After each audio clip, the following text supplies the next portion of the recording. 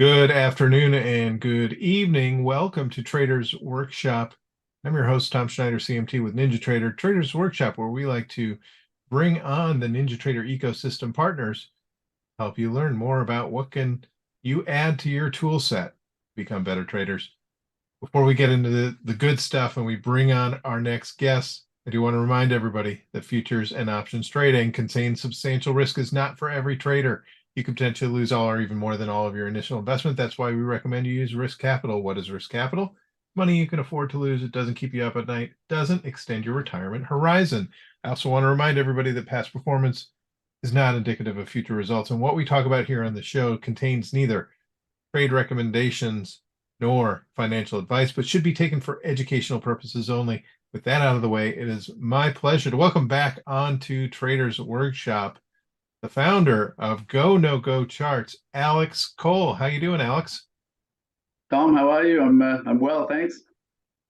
Great. And it's been a couple of months since you've been on. I know last time we talked, we were feverishly awaiting the arrival of your indicators into NinjaTrader platform. So I think we'll have some good news on that front. But for those of you who haven't seen Alex before, Alex, if you could just explain a little bit of your background, how you got into the trading environment, Yeah, and what led you to Go No Go Charts. absolutely. Well, my background, you'll know, but for everybody on the call, we were together for a while at Bloomberg. We were just commenting how long ago that was now, and we've got kids in college and driving and all the rest of it, which seems crazy. But yeah, I started at Bloomberg early 2000s and just sort of fell in love with technical analysis and fairly quickly that's where I specialized, and that's obviously where you and I did a lot of our work, both in product and in client, helping clients understand the technical analysis that we were able to provide. And now we're moving on to the same field in other places. And so, what really led me to the creation of Go Charts was just the complexity of our field. And what we have found over the last sort of 15 years or so is that there's so much good information out there that we really want to absorb and we want to aid us in our decision making, but we end up suffering from analysis paralysis or just that sort of typical chart where we've got more lines than we know what to do with, and then we can't see price anymore, and we can't look at important levels, and all of the real basics that are so valuable become harder to do if you overwhelm your chart with indicator after indicator. So that was sort of the problem that I was facing. Both I guess in consulting with private clients, but also in the corporate space and working with institutional investors.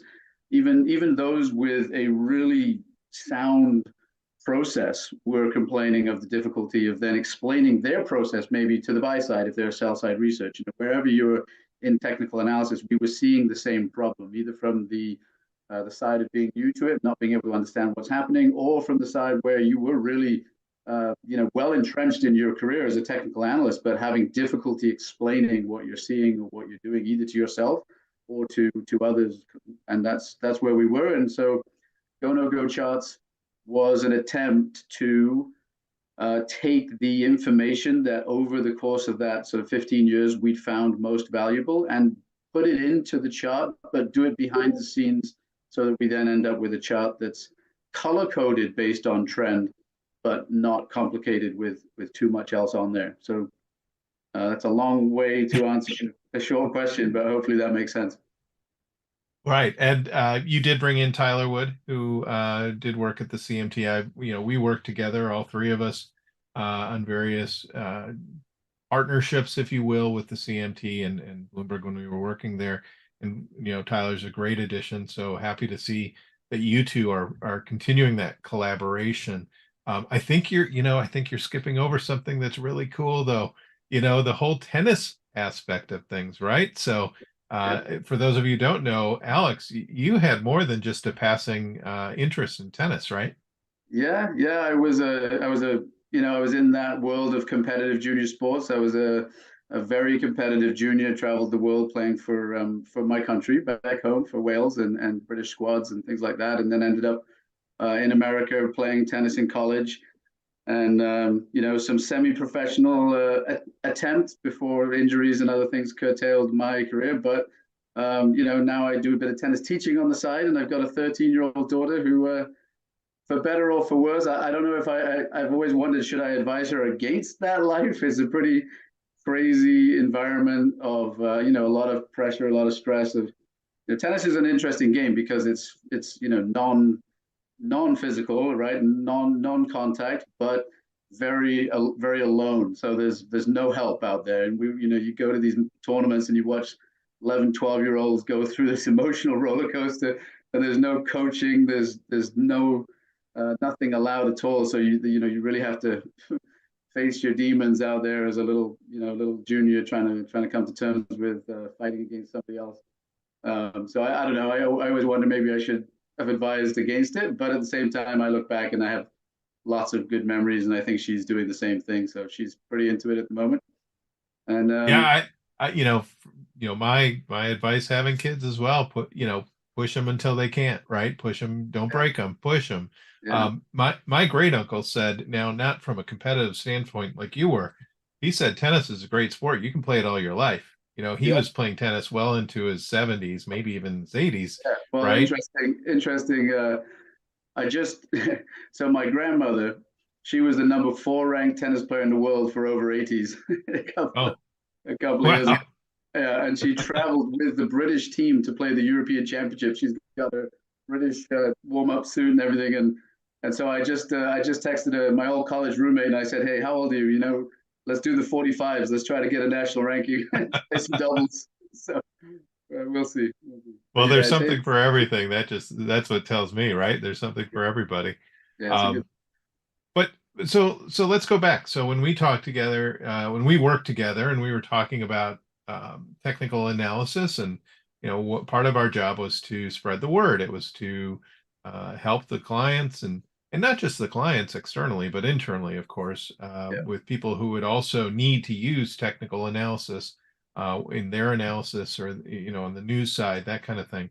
But I think real quickly you found that analysis by paralysis is probably the best way to describe what's offered to you in technical analysis. There are so many things, and so many things that people are coming up with all the time that are just their takes, their angles, and I mean that in a good way, of course, on something that might already exist, or completely new analysis. And what I like about what you were thinking about when we were working together was, let's simplify this. Yeah, and I think that on the, to follow up on that, is that without a strong checklist of technical tools, without a disciplined process, you're really then falling victim to your own emotional biases and the whole problem of human nature. So we do need that step-by-step process. We need to walk through the weight of the evidence approach to make sure that our technical indicators, or whatever we're looking at, are lining up and giving us that strong sense of being putting the evidence in our favor, or putting the sort of the technical tools on our side. But then that's when we lead to analysis paralysis. So if you could go back to when you just discovered technical analysis, when you'd first heard about it, what is this, right? It seems important. What do you remember the first, let's say, indicator that really impressed you, that really resonated, that you had that aha moment that said, wow, this is really cool, I want to find out more about this? That's I don't think I've ever been asked that question. That's a great question. But I think that for me, I've always been a visual learner. So, the numbers, I used to do a presentation where I would put a table of data on the screen and sort of say, okay, just look at the data. Can you see a trend in that time series of data? And unless you have a brain that works much faster than mine, you're not going to see that trend. But if you put that on a chart, you can see it moving from, let's say, bottom left to top right. You can see it right away. And so for me, it was always the simple stuff, even just the first moving average, understanding that if price is above a historical average of its prices, that's inherently bullish because we're trading higher than we have been trading over a certain time frame. So I think for me, just the simple understanding of how you can extract the trend from visuals was what really captivated me. And I'm a big fan of data visualization, and I did quite a bit of research in that area, and just that it's technical analysis, but it's also charting what's happening in the markets and being able to see the dynamics perhaps of supply and demand that are underneath the chart. And so the visual aspect for me was always what drew me to it.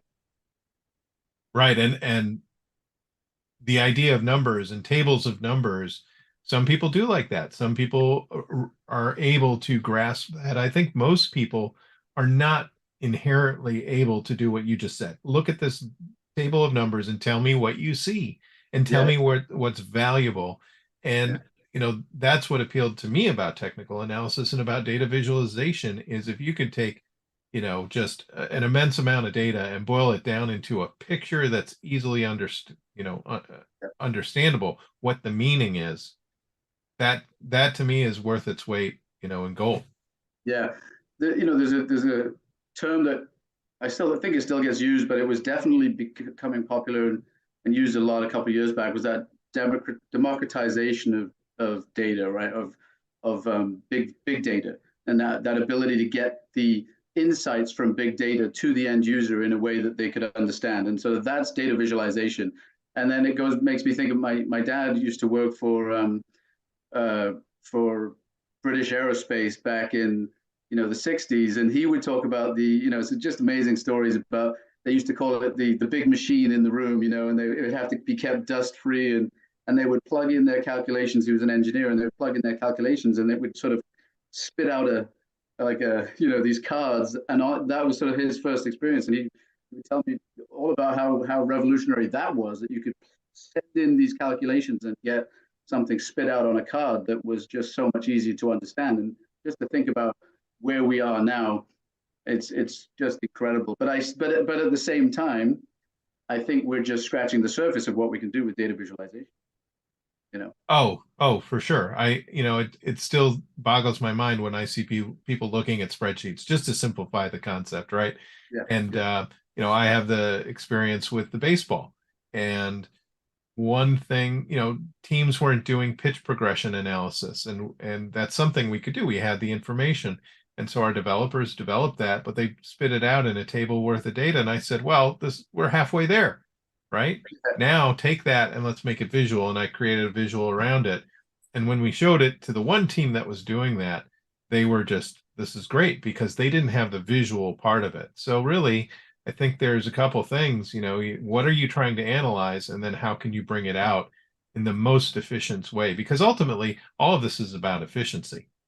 yeah, yeah, absolutely. And I think that's the end user that used to get the sort of the wrong end of the stick. That's where we can make some real progress, I think, in our field, is that we can, if you hire the right people, they can take that table of data, and they can make those insights, and they can understand, and they can pass it along. But we can sort of give those insights to people much, much quicker, who maybe wouldn't be, like you said, the person that can see. Right, we're not all people that can see the matrix and see Right. what's happening, but if everybody else can get the outcome of that data, or sort of the end result of what that data is telling you, then that's really, really powerful. I mean, the application, I always sorry, just one more comment. I know I'm talking a lot, but I think we used to always talk about technical analysis as the original sort of data visualization of the financial markets. But I feel like we stop at the chart a lot, right? So we have that chart where we visualize the trend in data, but where can we apply that? And that's one of the exciting things that we're working on now with Go No Go charts, is taking this trend of this idea of understanding trend in a simple visual, but then how else can we display that data? Like we've been thinking about, maps of the world where we can color the countries based on their country index with the color of Go No Go trend. So, there's where all of the Go trends are. And maybe dynamic pie charts where you click through sectors to get to securities based on clicking through colors. We don't have to stop at the chart. There's an application of technical analysis, and you guys have some great great tools like that in NinjaTrader, but heat maps, dynamic pie charts, things like that. There's a whole world of, I think, unexplored technical application of technical analysis. It's exciting. Right. And to that point, it's what what question are you trying to answer will drive a lot of that, right? Like you said, we reside in the charts. It's more about trading. Where should I trade? When should I trade? That's what the chart helps to answer. But you're talking more about, well, which market should I trade? Or, where might I expect some weakening, some strengthening in different markets based on this information, whether it's asset analysis or asset class rather, and or geographical, right, which can help you with the assets as well. Absolutely. So, maybe we can go to the charts, but let's go to, I like the way you talked about a strategy earlier, which was you still need to have a checklist of some sort. You still have a process. When you're looking at the charts, there's a process. Do you think you could walk through what your process is, or a process that you find resonates with traders specifically? Yeah, I mean, would you like, I could just do it from a blank chart and show Sure. you how. I'll add some indicators and show you how we see people using this stuff. Let me just make this a little smaller so that. Yeah, so if I'm looking at a chart and I'm going to, let's say I take the go no go trend off there for now, but you're going to want to start with the basics. You're going to want to try to identify trend. That's what we're all looking for. We know that trend identification is the most important, really, part of technical analysis, because if we can trade in the direction of the trend, we're stacking the odds in our favor. So you might look for a system that identifies trend analysis. Now, you might say, okay, we know that the ADX indicator, for those that know about it, that's an attempt to identify strength of trend. So we might add that to our chart. We might look for moving averages. I remember when we were working together, Tom, we used to talk about the moving average almost not counting as technical analysis, right? When we're trying to identify power users, because everybody has moving averages on their charts, even if they think, yeah, I'm not a technician, right? But then you sort of notice they've got a moving average on their chart, so you might come in here and you might look for putting on a couple of moving averages that can give you a sense of trend.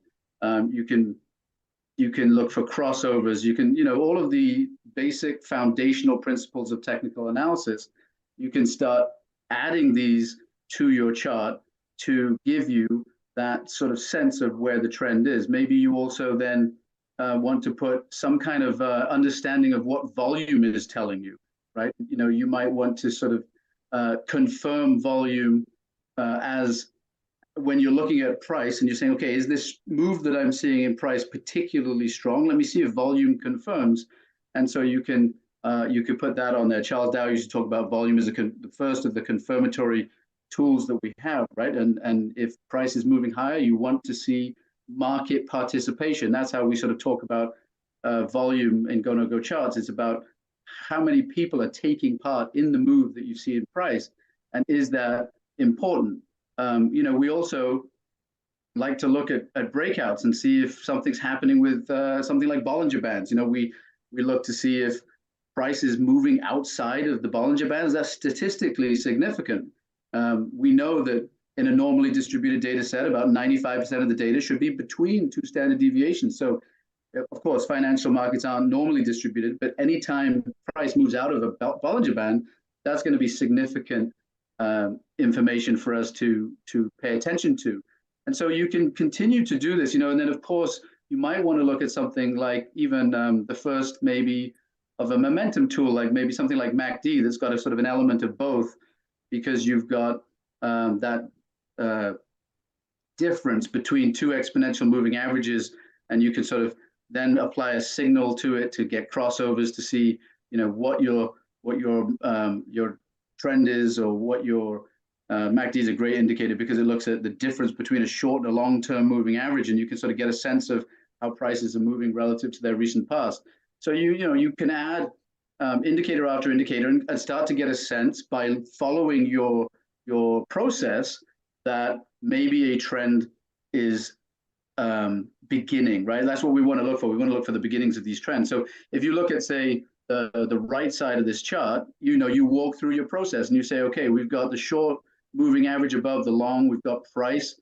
It was struggling with the moving averages, but now it's significantly above them. Price is breaking out of its Bollinger Band.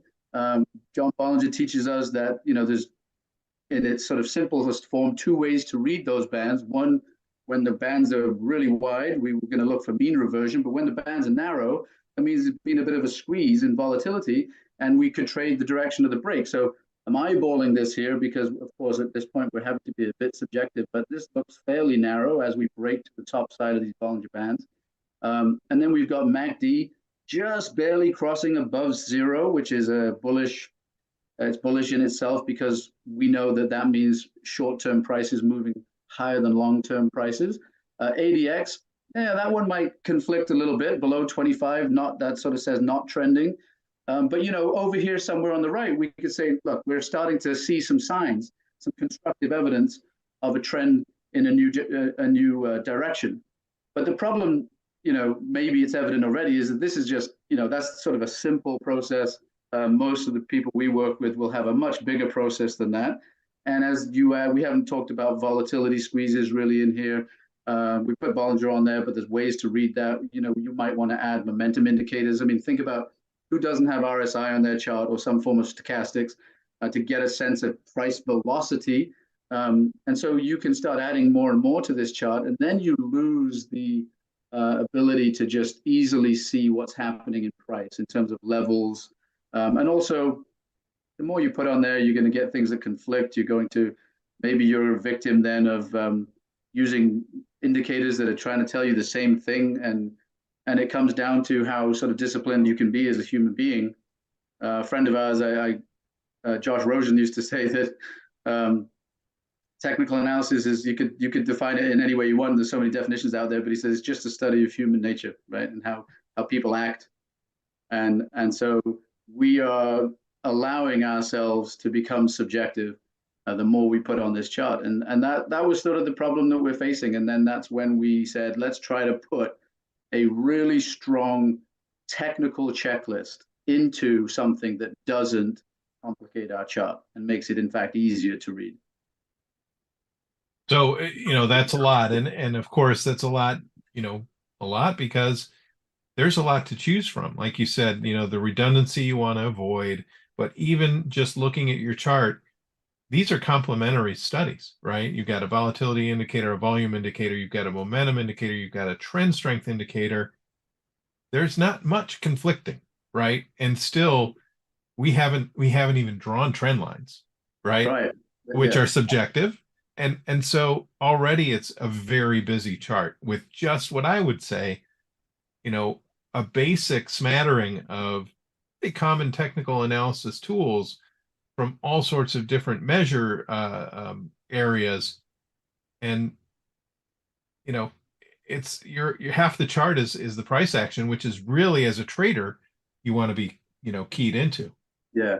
And you're 100% right. And that's sort of the way we, if you try to build a process, you do want it to be complementary, like you just said. But even then, keeping it really minimalist, it's hard to draw trend lines, and it's hard to see that price activity. And I really remember you talked about what was one of the first indicators that got me excited about technical analysis. Well, I remember the first book was the Edwards McGee book, and that is still. It still applies today, it's still so relevant, but that is price pattern analysis. And that's looking at the chart and understanding supply and demand based on highs and lows and support levels. And I love technical patterns, the traditional support lines, resistance, trend line analysis, because I believe, that's the area where I fight a lot as a technician, because that's the area where people say, you're just drawing lines on a chart. And that's the bit where people sort of say that's subjective. It's a lot easier to show people technical indicators because they're calculated. And so they don't assume there's any subjectivity there. When you're talking about pattern analysis, you get into that argument about subjectivity. But I would argue that technical patterns are just you're only able to see them based on the dynamics of supply and demand that are underneath the chart. If I'm able to draw a support line, it's because there have been buyers coming in at these same levels that have told us that this is where price is relatively cheap. And until that changes, that's going to act as support. So you can call these patterns whatever you want, whether it's head and shoulders or whatever it is, but they are representations of market activity. So I certainly want to be able to look for those kinds of things on the chart, or even maybe putting other price analysis tools like Fibonacci retracement on the chart is hard to do if you have a very small price panel and you can't see what's going on. Right, and we're a big fan of the Fibonacci tools Yeah. here at NinjaTrader. The one thing that patterns do is they're very hard to automate, right? They're very hard to say this is a head and shoulders. It takes special, I think it takes special programming above and beyond indicators, but they tell a story, and they tell a story of, like you said, supply and demand, where buyers and sellers find price happiness and where they might not. But it's subjective because we're human, right? Each pattern isn't a very hard coded, it has to be this ratio of this distance, or no, it's not. It's things evolve over time based on so many factors that affect the market. Something might be sped up, something might be drawn out. Patterns are going to be effective. We worked, as you know, back in the day, we worked with a company that attempted to do that, attempted to program the ability to recognize patterns, and then they would spit out all the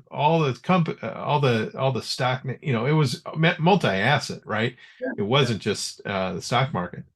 And you'd look at these patterns and you'd say, well, if I kind of squint and close one eye, yeah, that's a pattern, because that's how difficult it is. Head and shoulders, we like to think that the neckline is flat, but it isn't always, because we're human. So yeah, I mean, pattern recognition, technical, and that part of technical analysis, that could be a whole nother couple of shows for as far as I'm concerned. Absolutely. And I think you're right. Like, I've seen newer versions or newer attempts at pattern recognition software, and you still, you say, "Oh, look at that! There's a cup and handle on so and so," and you open up the chart and you think, "I don't see it." Right, right. And I think that is, but I also think that is sometimes that's the power of technicians too. There are some people that are very good at spotting market action, right? That's why people are in this business. And I think that the more you work with charts, the more you start to understand how that works, and you'll start to see common formations that are telling the story, like you said, on a chart. And that is almost impossible to automate, but still valuable.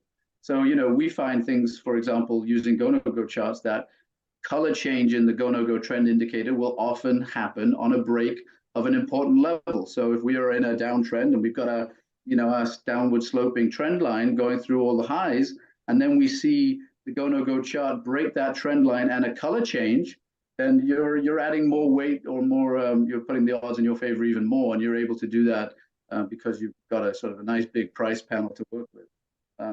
But yeah. Yeah, I don't know if you ever got to work with Carter Worth, but Carter Worth has his way of looking at the markets, and it's definitely price pattern recognition that's very specific, and it's very hard to program. I remember trying to help him program that with our, with the software at hand at the time, and because of what he's trying to do, it couldn't be done, right? And so his daily routine was to go through, I don't know how many charts, it could have been in the thousands, right? Looking for this one pattern that would, and okay, it matches, let me take that. But I think he would even print these charts out, and we're talking not just hundreds, maybe a couple thousand. Yeah. Well, think about it. If you're somebody that, well, and again, that is the beauty of technical analysis. I have some friends in sell side research. I mean, how many companies can you properly track as an analyst in fundamental analysis, right? Properly 20 or 30, you could really get to know their financial statements. Maybe you could really, really, really dig deep and understand what's happening.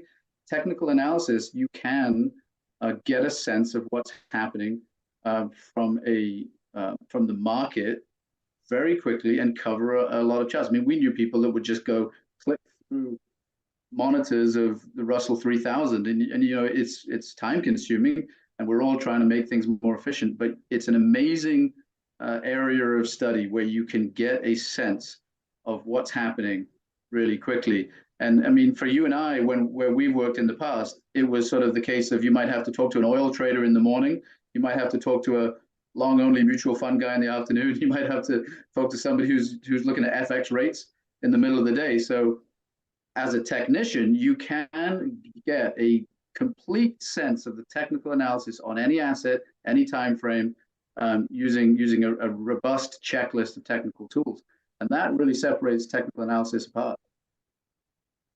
Agreed. So let's take a look at the chart now. So we've got our chart, we've got our process, Yep. we know what we're kind of looking for, or what these tools do. But you know, at this point in time in your career, when you were thinking about this, you mentioned, you know, clutter. How can I digest this in a simple way? And Yep. you know, the solution is go no go charts. That's what you came up with. Yep. Be interested to see what that looks like in NinjaTrader. Absolutely. So let me throw. So this It is the on. same chart we're working in, the one that had Yeah. all the indicators, and we're just going to swap out those studies. So we'll start with just the go no go trend, and so here's what it looks like on the E-minis. And this is what I was talking about here. To the right side of that chart, if you remember, you started to see price above its moving average. You started to see breaking out of the Bollinger Bands. We were starting to think that we may be seeing the beginnings of something in the upward direction. And when we put all of, I mean, it's my, I guess, I don't want to say, people say secret sauce, but it's not really what it is. But it's my checklist over the years working with colleagues, clients. What I think I want to look at from a technical perspective is telling me here that the market environment has entered a go, right? So we're seeing that bullish movements, and you know, that's all I need. I don't need all of the rest of it on the chart. That's what I would have got from analyzing a process. That's what I would be thinking. And so that's the trend identification piece of go no go charts. That's sort of the core concept. But we do, and this is sort of this is the exciting part because it's all just about ready. So we have the complete go no go suite of tools just about ready for NinjaTrader, and I have it working here in the demo, so I can add that as well. But what I found when I needed to talk to somebody, Tom, was I need to give them a sense of trend. I need to give them a sense of momentum, volume, and volatility. And if I can talk through those four components, then I can be giving somebody the complete technical view on the chart that they're looking at. So let me go and add, and I wanted to do it again. It's, you know, you start to say, okay, I need all of this information. I need this complete set of technical analysis, but I don't want to cloud my chart. So what we do is we put it just in one panel that I believe will give us all of the information that we need. So just to Alex, before we go on, real quick, yeah. because we're talking to futures traders generally, and futures traders can go long or short, right? Pretty easily. Can you explain the go no go piece? Because go no go, well, I'll let you explain it. Yeah, absolutely. I should have done that at the beginning. Thanks. So the go no go comes from the NASA military speak in terms of, you know, is something a go or a no go for launch? And we wanted to get that sense out to investors and to traders that you need the technical environment to be right.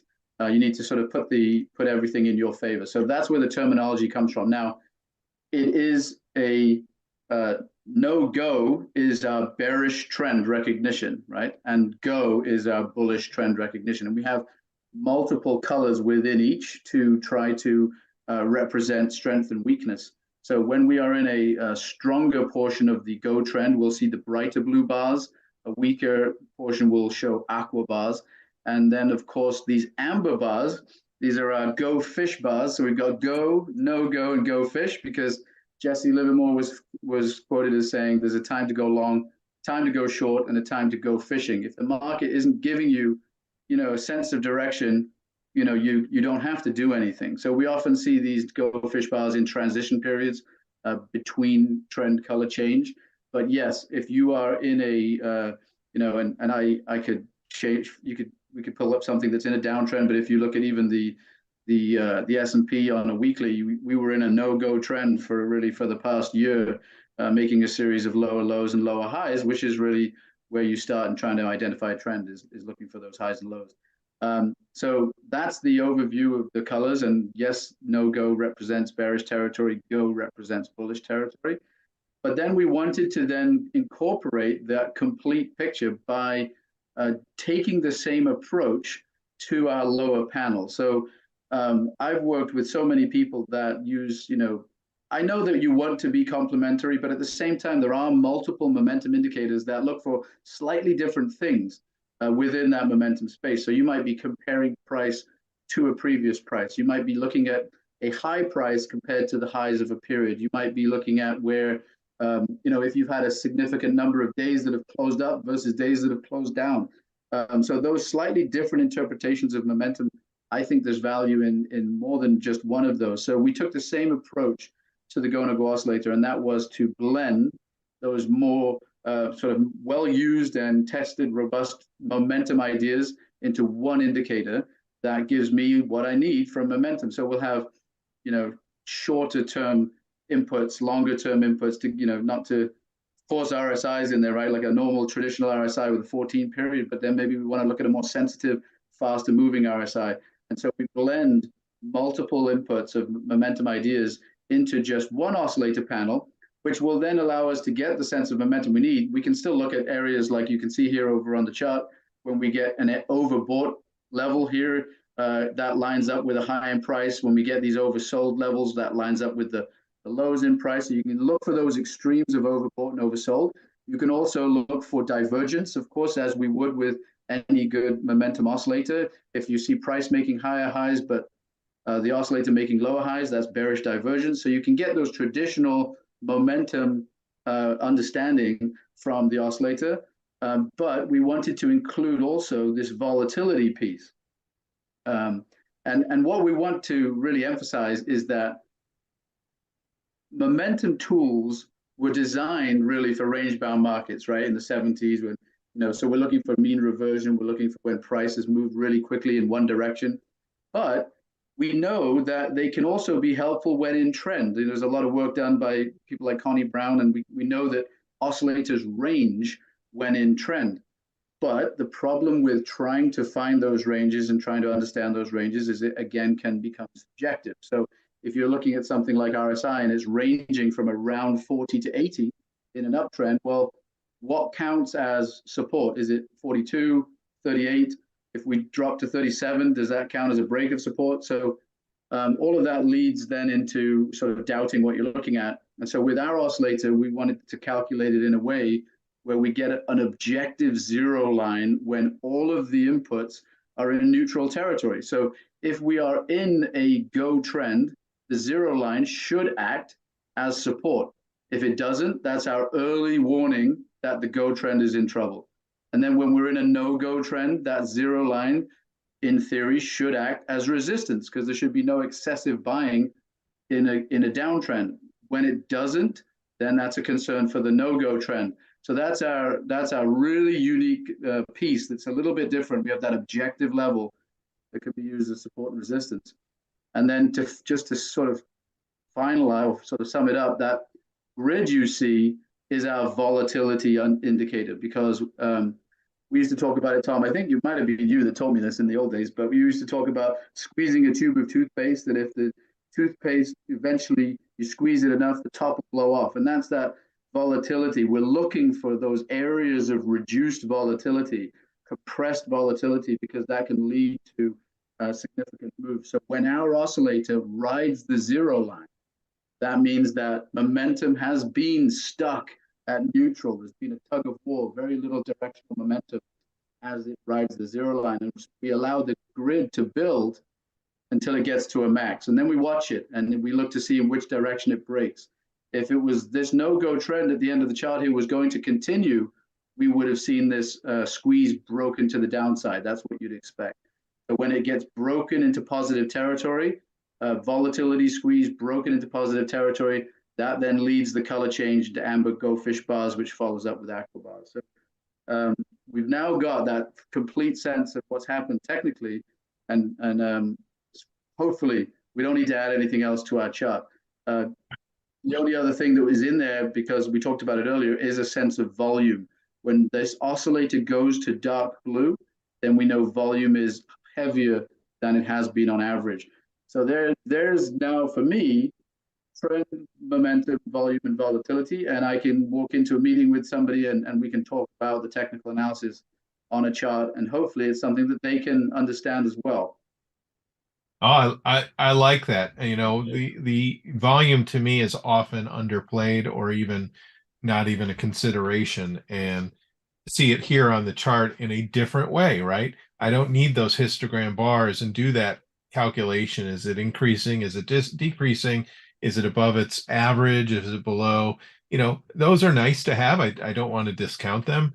But again, adding that volume histogram on here would just clutter it up just a little bit. Translating it to color to me, you know, as long as you, as the viewer, understand what it is, right? Right. I don't know how much heavier volume is than normal or than the blue space, but that almost doesn't matter because I trust the algorithm. I trust to say, okay, this is heavier than normal, and then the light is lighter than normal. It's almost like it's above average, below average, and you know, okay, great, moving on. Having the volume histogram on your chart, putting the moving average on there, and seeing, you know, but it's putting it into something that doesn't hopefully take away from the visual. Right. So great. Now this is the E-mini S&P. We can all relate to that. Other markets. Can we take a look at gold? Yeah. Gold had a big move today, and I also want to see if we can take a look at crude if we have time, but GC would be where we would start here.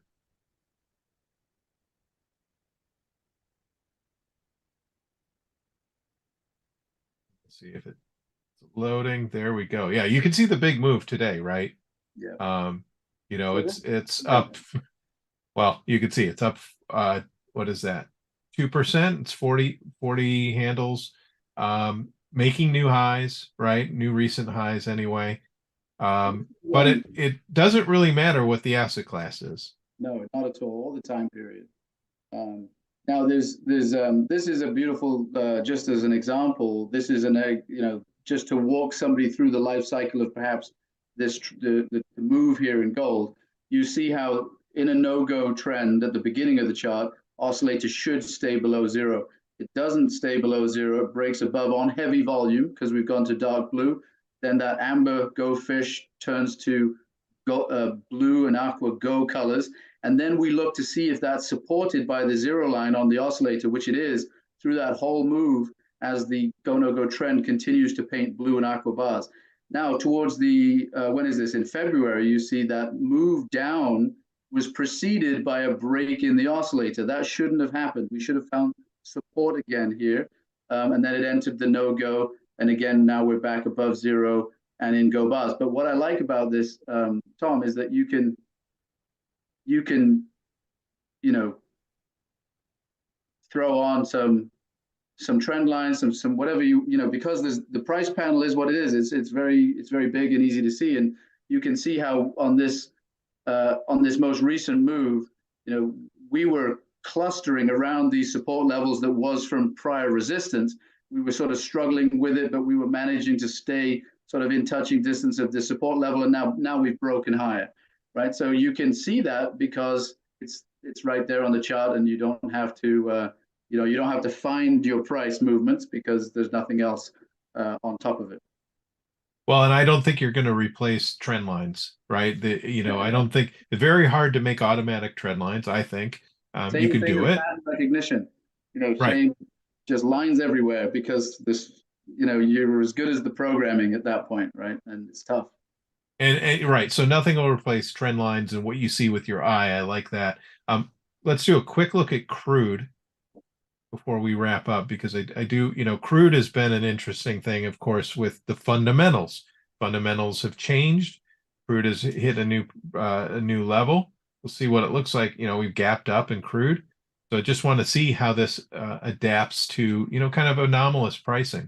Yeah, crude has been, we do a lot of multi-time frame analysis as well, of course, for clients. So you want to keep this in the context of what's happening on a larger time frame, whether you're a 5-minute trader using the hour as your larger time frame, or you're using the daily as your larger time frame, but certainly want to keep it in context. And if you look at this on the weekly chart, we are in a slow moving no-go trend that's been in place for several months. So we're looking at this most recent price action in that context, and we see that we are sort of butting up against resistance here. So it'll be very interesting to see what happens here, if we can break free, or if this is the top of that downward sloping weekly sort of no-go move. But a strong move off the zero line here that we can see, meaning that we did get some real directional momentum, broke out of a small squeeze that happened just a couple of bars before that gap. So this is interesting because, like we've been just saying about the ability to draw trend lines, you don't even really need to draw one here. The grid lines do it for you. You've got this sort of horizontal level here that could well be some form of resistance. Love it. Love it. Thanks, Alex. The time goes by always so fast. Where can people find you if they want to learn more about go, no go charts and your indicators, or continue the conversation? Yeah, I mean, absolute pleasure, Tom, as always, to chat with you as well. But feel free, shoot us an email, info@gonogocharts.com, or just go to our website, gonogocharts.com. We've got all of the information on there, as well as we've got a lot of educational webinars, videos. So if this does pique the interest for somebody, check that out. We've done so much on the education page, which hopefully can really help somebody interpret and understand what we're trying to do with go no go charts. But yeah, please, and just exciting that we will be soon available on NinjaTrader. As you can see, it's all working relatively swimmingly here, so it's good stuff. Yeah, no, it's great to see the progression. It's always great to talk to you, Alex. Look forward to seeing you in a couple of weeks in New York City. That'll be fun. Yeah, but in the meantime, everybody, thanks for coming and watching our Traders Workshop show. Jim will be back in the afternoon. Bars closing 3:15 p.m. Eastern Time. In the meantime, have a great trading day. We'll see you next week.